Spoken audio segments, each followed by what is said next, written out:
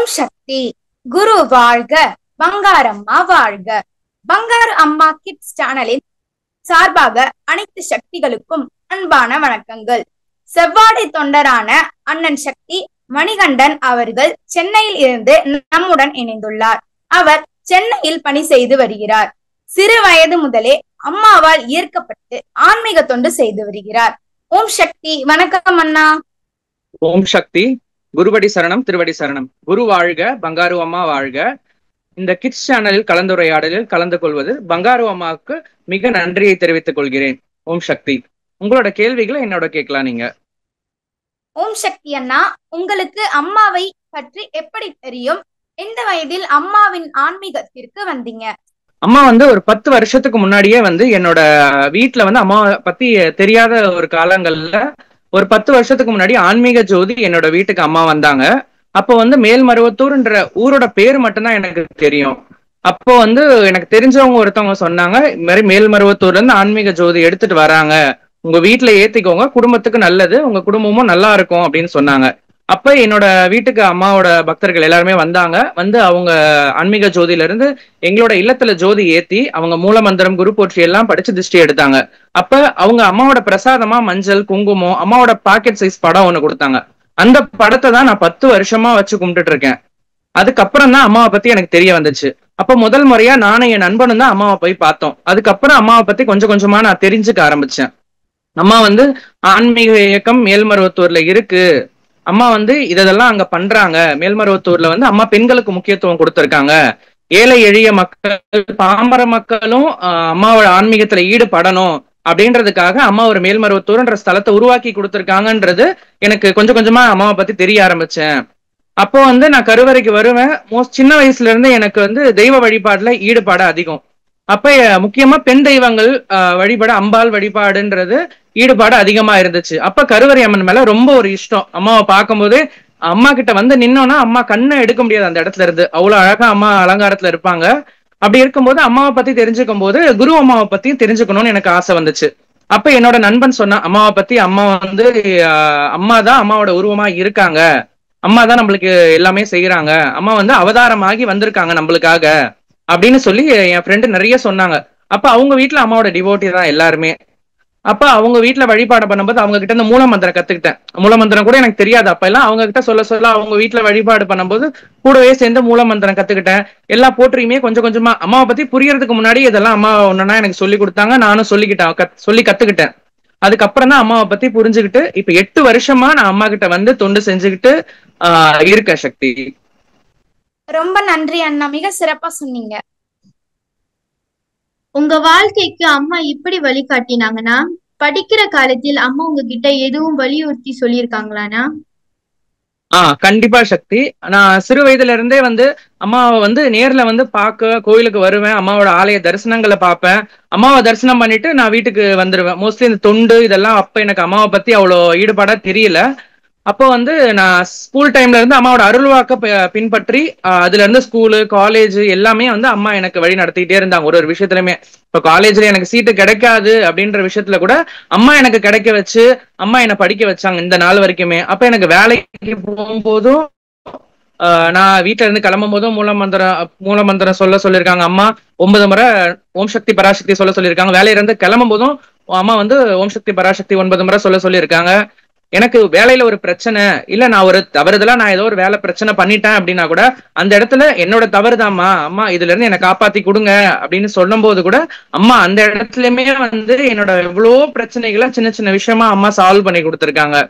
அதுவும் இல்லாம முக்கியமா அம்மாவோட பாத பூஜைன்ற என்னோட காலேஜ் எல்லாம் முடிச்சதுக்கு அப்புறம் தான் அம்மாவோட பாத பூஜை அனுபவமே எனக்கு கிடைச்சது. முதல் முறையா அம்மாவோட அனுபவம் கிடைச்சு அதுக்கப்புறம் தான் அம்மாவை நான் புரிஞ்சுக்கிட்டு அம்மாவை அடிக்கடிக்கு தரிசனம் பண்ற வாய்ப்பு கிடைச்சது.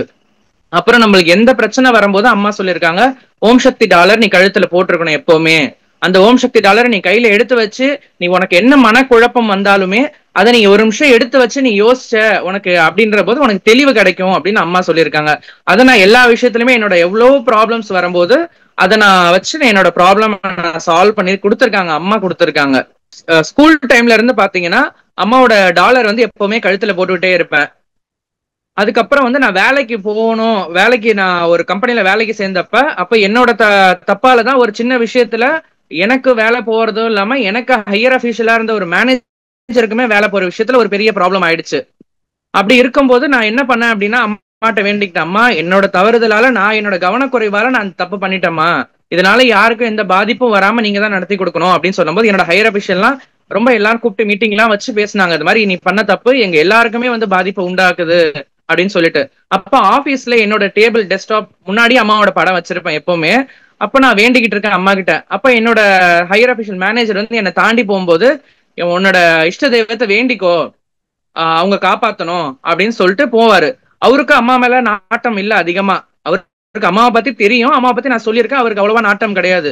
அந்த மீட்டிங் அவர் அட்டன் பண்ணிட்டு வந்து என்கிட்ட சொல்றாரு, ஆஹ் அவரு அம்மாவை பத்தி பேசாத அவர் வாயால பங்காரு அடிகளார் தான் நம்மளை காப்பாத்தினாரு, நீ நீ வேண்டினதுதான் இப்ப நடந்துச்சு அப்படின்னு அவர் சொன்னாரு. அது என்னால மறக்க முடியாத அனுபவம் சக்தி. உங்க இக்கட்டான சூழல்ல வந்துட்டு அம்மா உங்களுக்கு உதவி செஞ்சதை வந்துட்டு அற்புதமா சொன்னீங்கன்னா ரொம்ப நன்றிண்ணா. ஓம் சக்தி அண்ணா, உங்களிடம் ஒரு கேள்வி. நீங்க கடைபிடிக்கும் அம்மாவின் அருள்வாக்குகளை சொல்லி அதனால் நீங்க அடைஞ்ச பலனை சொல்லுங்க அண்ணா. கண்டிப்பா சக்தி. அம்மாவே வந்து நம்மள அருள்வாக்குல என்ன சொல்லியிருக்காங்க அப்படின்னா, அருள்வாக்கு வந்து ஒன்னொன்னும் நான் சொல்ற அருள்வாக்க வந்து நீங்க காத்துல விட்டுறக்கூடாது, அதை வந்து நீங்க பின்பற்றி அதுபடி நடக்கணும் அப்படின்னு அம்மா சொல்லியிருக்காங்க. அன்றாடமே நம்ம வாழ்க்கையில அம்மாவோட அருள்வாக்க பின்பற்றோம் அப்படின்னா, காலைல எழும்போதுல இருந்து நைட்டு நம்ம தூங்க போற வரைக்கும் அம்மாவோட மூலமந்திரம், அம்மாவோட குரு போற்றி எல்லாமே வந்து நம்ம பயன்படுத்திட்டு இருக்கோம். நானுமே காலைல எந்திரிக்கும் போது மூலமந்திரம் சொல்லிட்டு நைட்டு தூங்கும் போதும் மூலமந்திரம் சொல்லுவேன். அதே மாதிரி அம்மா பிரதி புதன்கிழமை தோறும் அம்மா 7 முறை மூலமந்திரம் சொல்லிட்டு தான் தூங்கணும் அப்படின்னு சொல்லியிருக்காங்க அம்மா. அப்படி இரவுல உனக்கு தூக்கம் வரல அப்படின்னா நீ 3 முறை குரு போற்றி சொல்லு அப்படின்னு அம்மா சொல்லியிருக்காங்க. அதுவும் இல்லாம அம்மா நம்மள்ட்ட அருள்வாக்குலயே என்ன சொல்லியிருக்காங்கன்னா, தெய்வத்திடம் வேண்டும் போது அருளும் பொருளும் வேண்டும் என்று வேண்டக்கூடாது, அம்மா நீங்க தான் வேணும் அப்படின்னு சொல்லி வேண்ட சொல்லியிருக்காங்க அம்மா. அதனால அம்மா வந்து அந்த அருள்வாக்குக்கு அவ்வளவு முக்கியத்துவம் கொடுத்திருக்காங்க. அருள்வாக்கு கொடுத்து அம்மா வந்து எவ்வளவோ உயிர்களையும் காப்பாத்தி அம்மா வந்து இந்த நாள் வரைக்குமே எல்லா விஷயத்துக்குமே நம்மளுக்கு அருள்வாக்கு கொடுத்திருக்காங்க.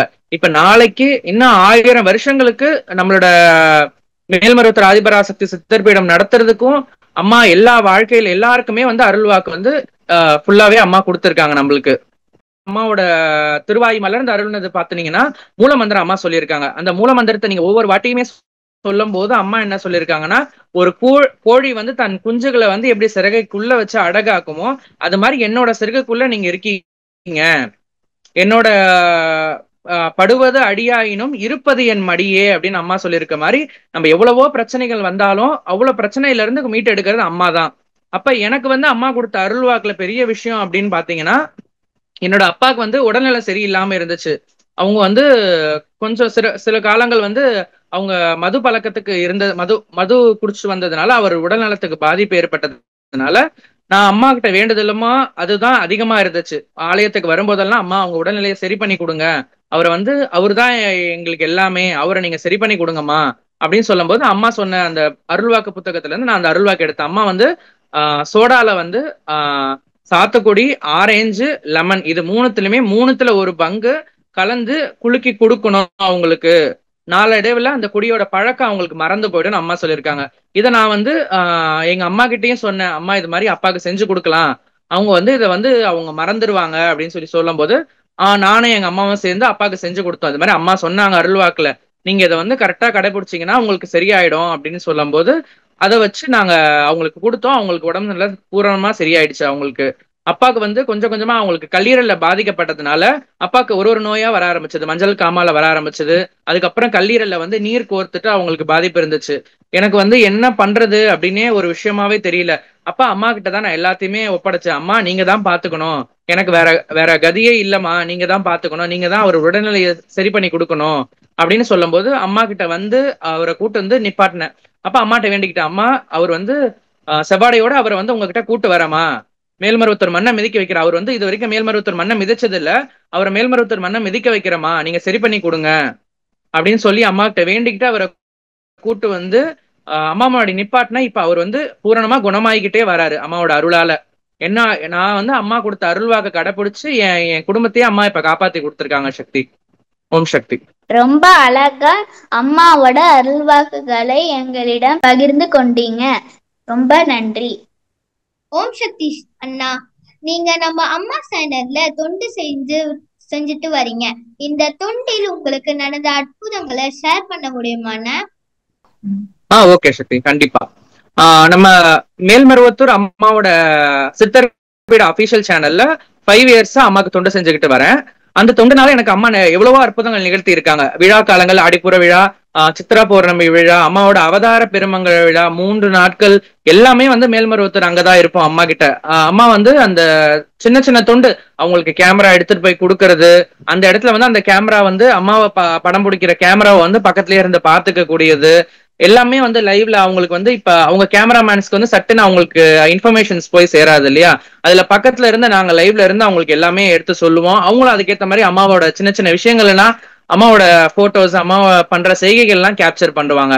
அதுல வந்து நிறைய தொண்டுகள் நான் இது பண்ணிருக்கேன். அப்ப ஒரு நாள் அம்மாவோட முதல் பாத பூஜை அனுபவம் அதான். அம்மாவோட அவதார பெருமங்கல விழால எனக்கு கிடைச்ச பாத பூஜை அனுபவம். அப்ப வந்து அம்மாவோட அவதார பெருமங்கல விழால லைவ் எல்லாம் முடிஞ்சிச்சு. அப்ப நான் வந்து ஒரு ஓரமா நின்று, அப்ப அன்னைக்கு அம்மாவோட லைவ் அவதார பெருமங்கல விழா லைவ்ல இருந்ததுனால நான் பாத பூஜைக்கு போறதுக்கும் நான் போகக்கூடிய வாய்ப்பு எனக்கு கிடைக்கல.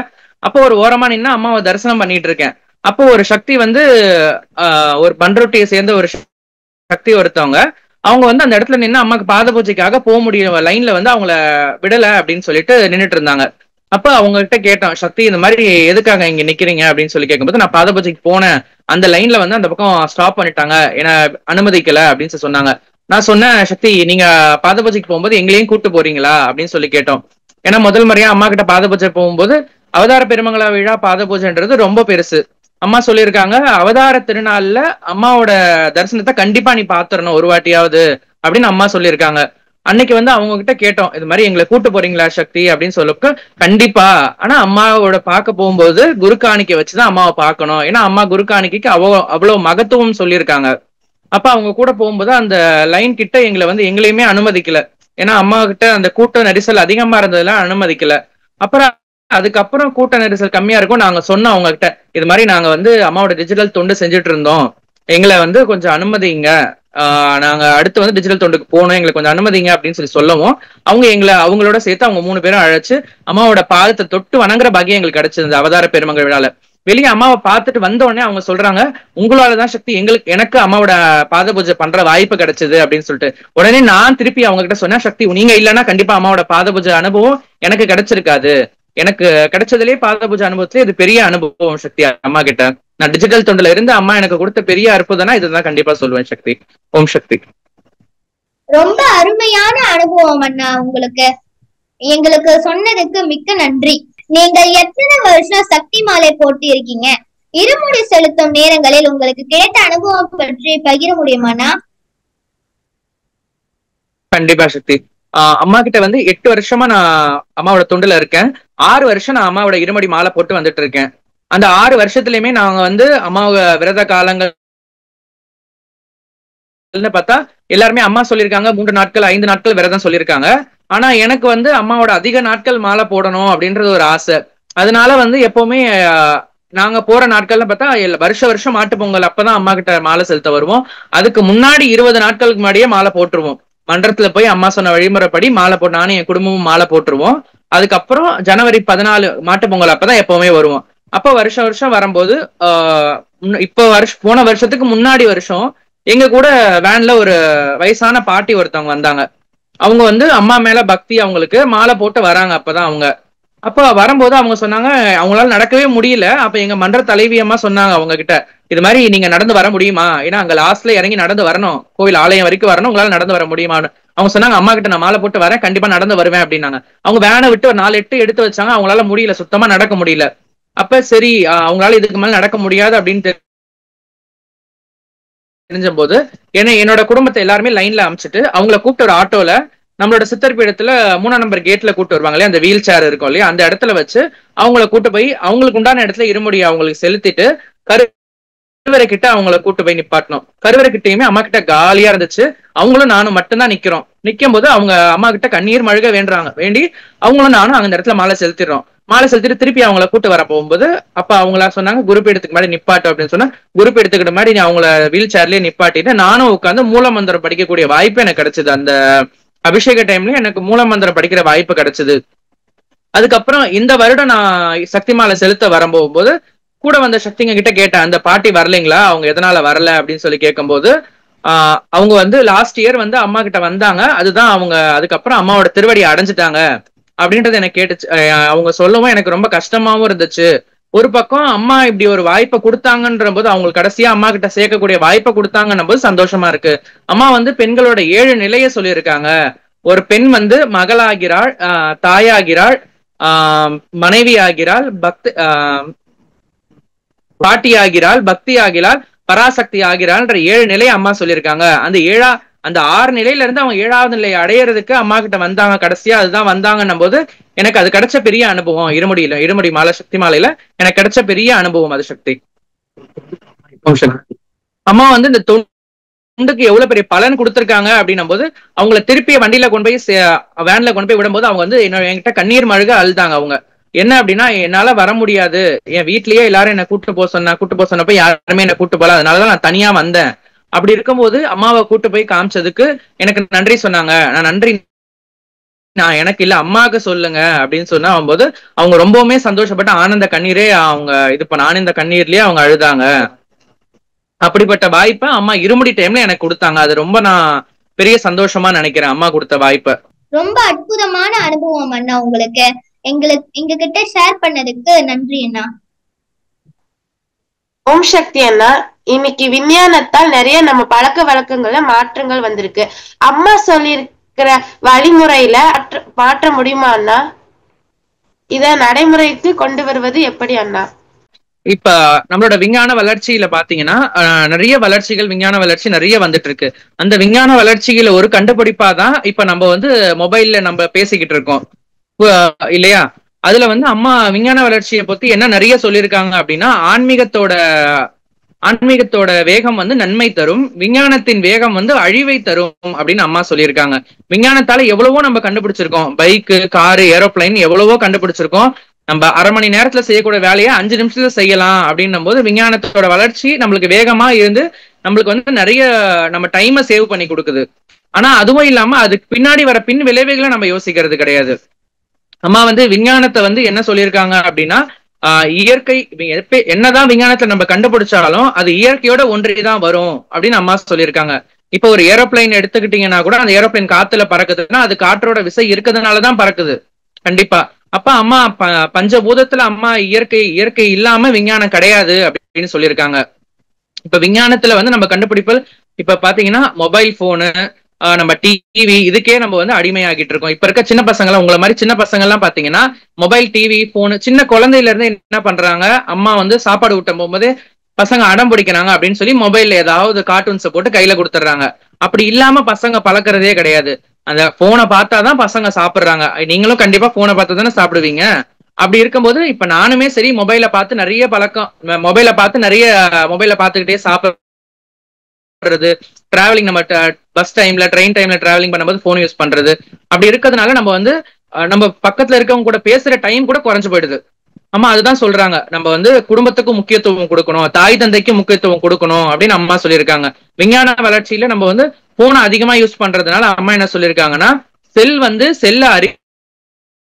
செல்ல அழிக்கும்னு சொல்லியிருக்காங்க, போன் வந்து போனை அரிக்கும் அப்படின்னு சொல்லியிருக்காங்க. அம்மா என்ன சொல்லிருக்காங்க, நம்ம யூஸ் பண்ற செல்போன்னால நம்ம உடம்புல இருக்க செல்கள் அழியும் அப்படின்னு சொல்லியிருக்காங்க. நம்ம யூஸ் பண்ற போனால நம்ம போன் அரிக்கும் அப்படின்னு சொல்லியிருக்காங்க.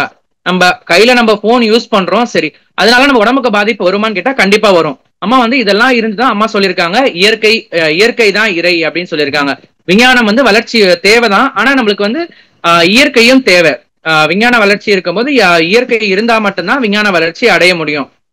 இப்ப பாத்தீங்கன்னா உங்களை மாதிரி சின்ன பசங்க எல்லாம் வந்து இந்த காலத்துல மொபைல் யூஸ் பண்ணாம இருக்கிறது இல்ல. அதனால நம்ம அம்மா என்ன சொல்றாங்க அப்படின்னா, சின்ன பசங்களுக்கு வந்து நீங்க போன் அதிகமா யூஸ் பண்ணாதீங்க, கண்ணு போயிடும், போன் கிட்ட வச்சு பார்க்காத, அதே மாதிரி சாக்லேட் சாப்பிடாத, பிஸ்கெட் அதிகமா சாப்பிடாத.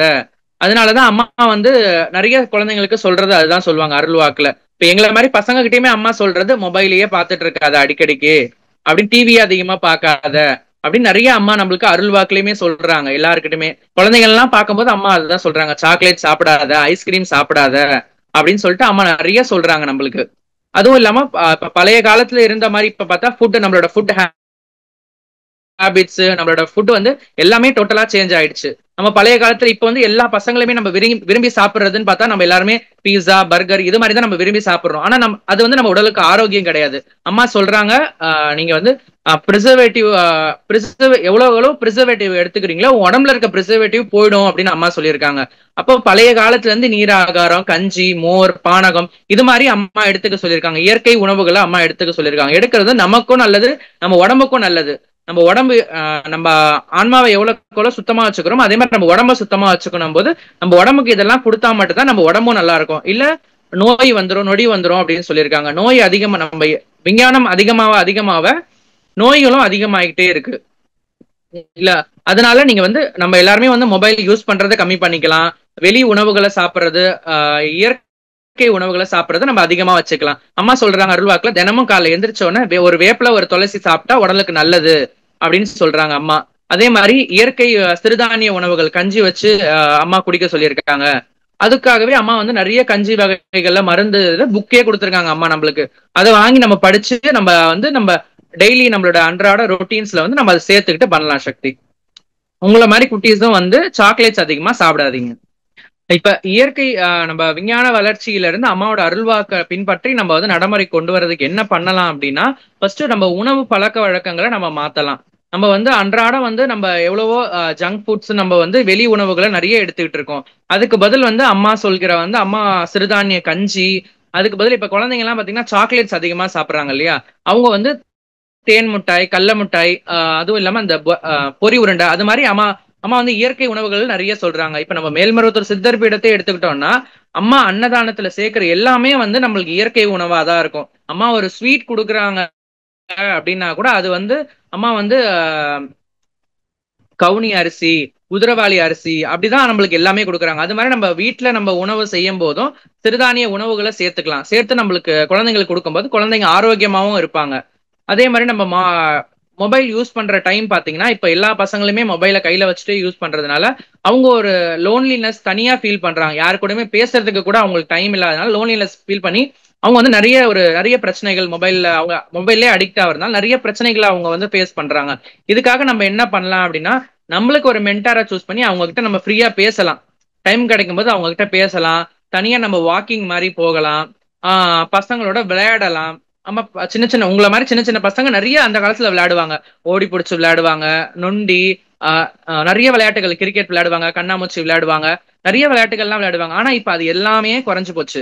ஏன் அப்படின்னா நம்ம மொபைல் போன் யூஸ் பண்றதுனால, எல்லா வீடியோ கேம்ஸ் எல்லாமே யூஸ் பண்றதுனால அப்ப அந்த விளையாட்டுலாம் குறைஞ்சு போச்சு. தெருவுக்கள்ல பாத்தீங்கன்னா குழந்தைங்க உங்களை மாதிரி குழந்தைங்க நிறைய விளையாடுவாங்க. இப்ப எல்லாம் பாத்தீங்கன்னா எல்லாம் போனை வச்சுட்டு எல்லாம் வீடியோ கேமு, யூடியூப் பார்த்துட்டு அவங்க எல்லாருமே பாட்டு கேட்டுட்டு இது பண்ணிட்டு இருக்காங்க.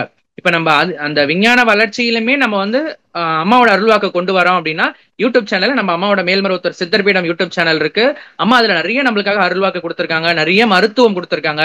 அது எல்லாமே கேட்டு தேவைக்கு நம்ம யூஸ் பண்ணிக்கலாம். நம்ம எது நம்மளுக்கு தேவைப்படுதோ, இப்ப நம்ம வந்து இப்போ நம்மளுக்கு இவ்வளவுதான் சாப்பிட முடியும்னும் போது இவ்வளவுதான் சாப்பிட முடியும், அதிகமா நம்மளால எடுத்துக்க முடியாது இல்லையா. அது மாதிரி நம்ம தேவைக்கு என்னவோ அதை மட்டும் நம்ம எடுத்துக்கலாம்.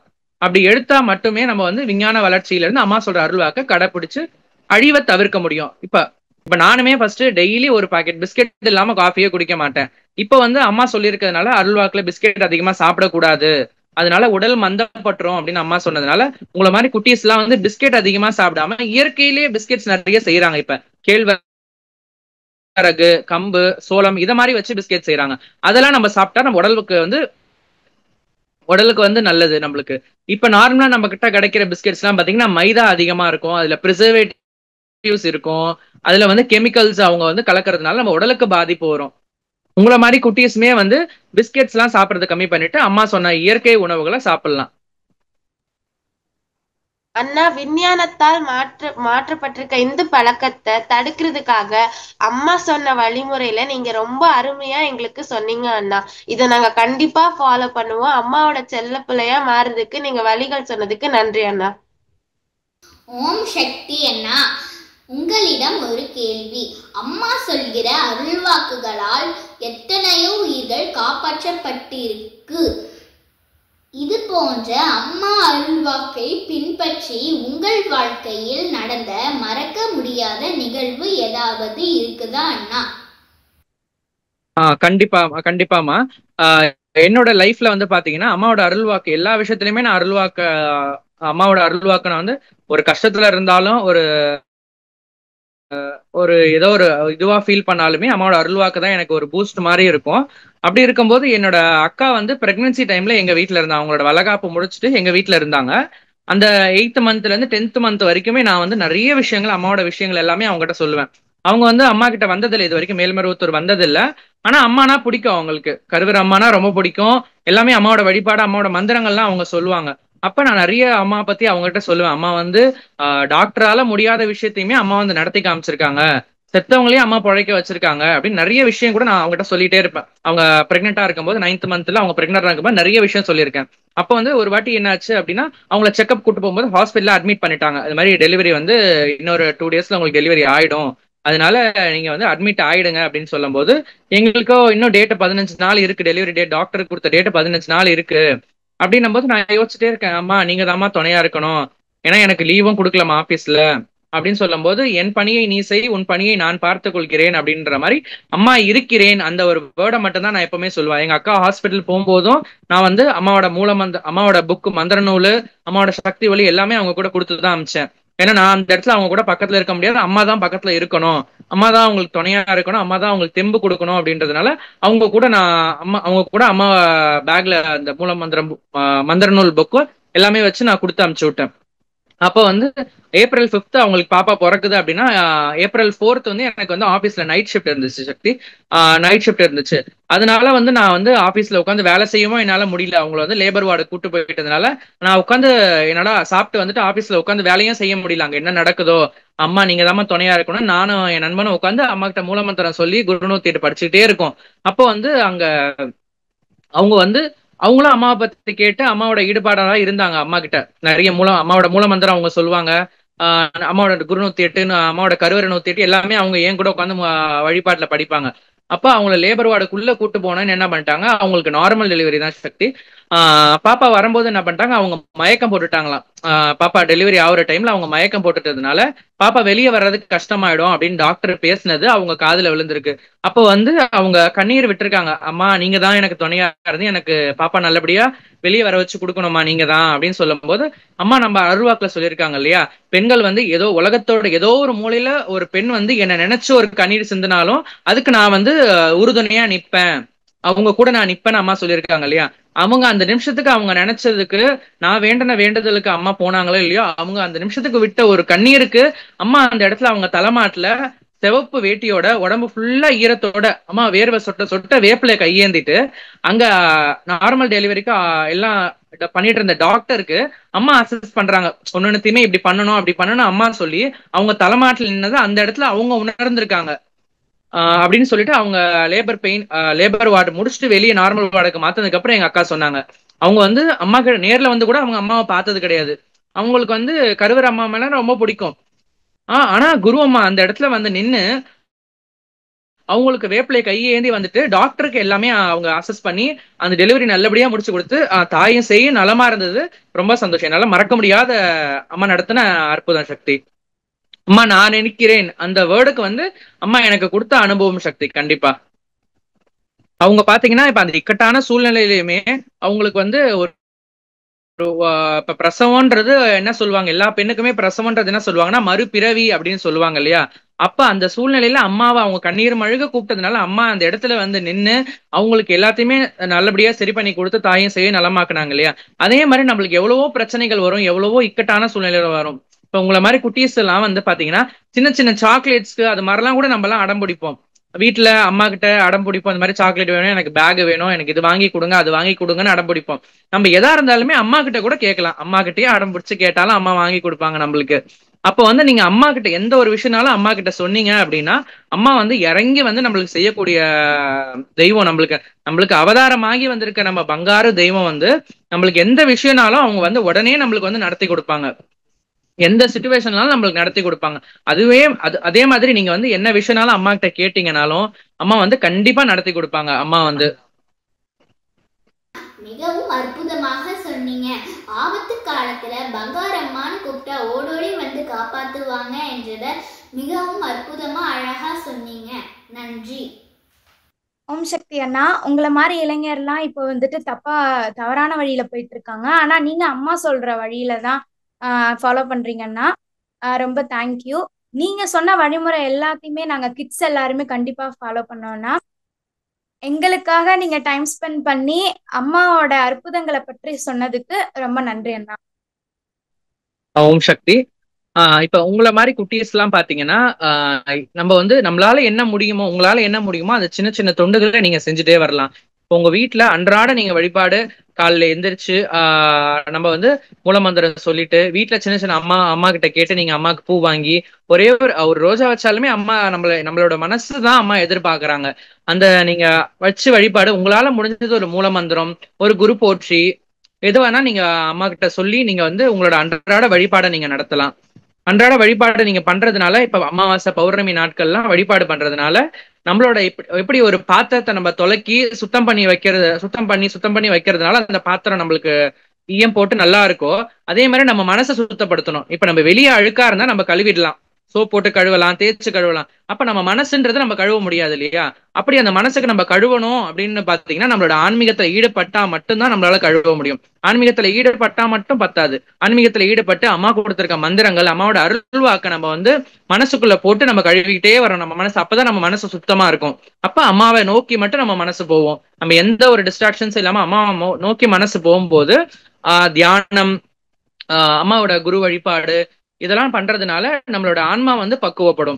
இப்ப உங்களை மாதிரி குட்டீஸ் எல்லாம் வந்து ஒரு 5 நிமிஷம் ஒரு இடத்துல உட்காருவீங்களா? கண்டிப்பா உட்கார மாட்டீங்க. ஆனா அம்மாவை நினைச்சு ஒரு 5 நிமிஷம் உட்கார்ந்தீங்க அப்படின்னா அம்மா தியானத்துல உட்காரலாம். தியானத்துல உட்காரும் போது அம்மா வந்து குழந்தைங்களுக்கு வந்து இப்ப அம்மாவே சொல்லிருக்காங்க, தியானத்துல உட்கார்ந்தோம் அப்படின்னா நம்ம மனசு அலப்பாயும், எல்லா இடத்துக்கும் ஓடும், அப்ப கடைசியா ஒரு இடத்துல போய் நிக்கும். அப்ப நீ கண்ண மூடி அம்மாவை நினை அப்படின்னு சொல்லியிருக்காங்க. அது மாதிரி நீங்க சின்ன சின்ன தியானம் பண்ணலாம், வழிபாடு பண்ணலாம், மூலமந்திரம் சொல்லலாம். இப்போ உங்க ஃப்ரெண்ட்ஸ் எல்லாம் இருக்காங்க, உங்க ஸ்கூலுக்கு போறீங்கன்னா உங்க ஃப்ரெண்ட்ஸ் எல்லாம் இருக்காங்க அப்படின்னா அவங்களுக்கு நீங்க மூலமந்திரம் சொல்லலாம். இது மாதிரி நீங்க ஏதாவது ஒரு கஷ்டமா இருக்கு, உங்களுக்கு பிரச்சனை இருக்கு அப்படின்னா மூலமந்திரம் சொல்லி நீங்க சொல்லி கொடுக்கலாம் அவங்களுக்கு. அவங்க அதை சொல்லும் போது அவங்க குடும்ப பிரச்சனையும் தீரும். அப்ப எப்படி பாத்தீங்கன்னா அம்மா வந்து உங்களுக்கு சொல்லி கொடுக்குறாங்க, நீங்க அவங்களுக்கு சொல்லி கொடுக்குறீங்க, அதனால அவங்களோட பிரச்சனை தீருதுன்னும் போது அம்மா வந்து சந்தோஷப்படுவாங்க. இந்த மாதிரி குழந்தையா இருந்து நீ இவ்வளவு சின்ன சின்ன தொண்டெல்லாம் செய்யறன்னும் போது அம்மா ரொம்ப சந்தோஷப்படுவாங்க. இந்த பங்காரு அம்மா கிட்ஸ் சேனல்ல இந்த கலந்துரையாடல்ல என்னோட அனுபவங்களை பகிர்ந்ததுக்கு அம்மாவுக்கு ரொம்ப நன்றி சொல்றேன். ஓம் சக்தி. உங்களை குட்டீஸ் எல்லாத்துக்குமே தேங்க்ஸ். தேங்க்யூ. இன்னைக்கு நம்ம கலந்துரையாடல் கண்டிப்பா பயனுள்ளதா இருந்திருக்கும். பக்தியும் தொண்டும் ஆன்மீக அறிவும் வளர இந்த காணொளியை எல்லோருக்கும் ஷேர் செய்யுங்கள். அடுத்து வரும் வாரங்களில் இதே போன்ற ஆன்மீக கலந்துரையாடல் நிகழ்ச்சியில் சந்திப்போம் சக்திகளே. Like, share and subscribe Bangaru Amma kids YouTube channel. Om Sakthi.